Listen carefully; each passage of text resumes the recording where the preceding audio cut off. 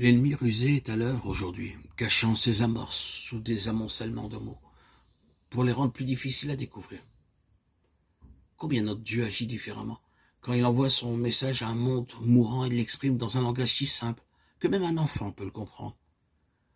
Mais c'est la tactique du diable de déverser par le moyen de gens dont l'esprit est perverti de tels torrents de paroles, la plupart du temps magnifiques, qu'on ne peut pas découvrir, où l'erreur se cache. Méfiez-vous de ceux qui accumulent les mots en leur donnant à dessein un sens confus ou qui jonglent avec les textes du livre de Dieu, car ils font l'œuvre de l'ennemi et cette méthode n'est que trop fréquente de nos jours. Un des moyens par lesquels Israël pouvait être pris au piège était de s'informer. Oh, enfants de Dieu, demeurez fidèles à vos Bibles. Tenez-vous-en aux simples vérités de la parole de Dieu. Une des choses les plus surprenantes dans le peuple de Dieu est de constater combien peu les chrétiens connaissent les Saintes Écritures.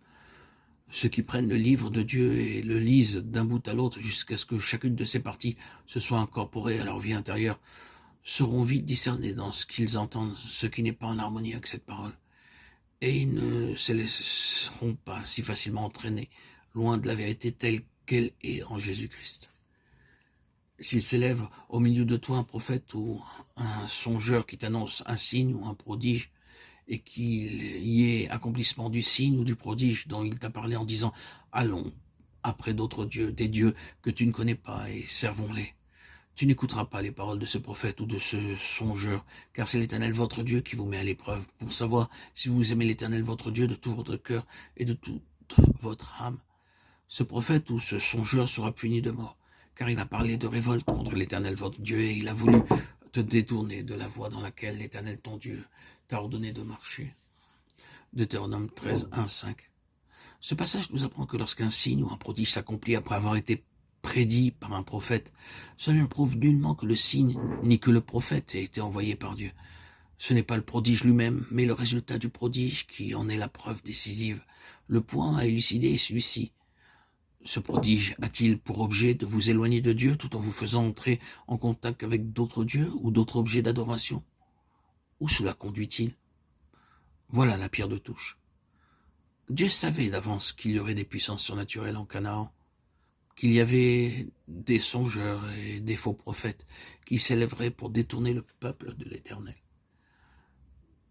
La déclaration prouve de la manière la plus évidente qu'un signe ou un prodige n'est pas nécessairement d'essence divine.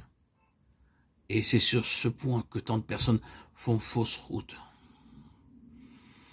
On ne met pas en doute généralement qu'il suffit qu'une chose arrive, qu'une prédiction s'accomplisse pour qu'elle vienne de Dieu. Mais le croyant doit chercher à se rendre compte de l'effet que telle ou telle chose produira sur lui-même et sur sa vie spirituelle à l'avenir. À quoi donc va l'amener ce signe ou ce miracle s'il se produit sous ses yeux? Va-t-il le rapprocher de Dieu, le rapprocher de ses enfants? Aura-t-il pour résultat d'unir ou de diviser le peuple de Dieu? Vous attachera-t-il plus loyalement à Dieu ou au contraire, vous conduira-t-il à adorer d'autres dieux? Ce qui peut être interprété par le fait d'attribuer une plus grande valeur à votre propre expérience qu'au simple enseignement de la parole de Dieu.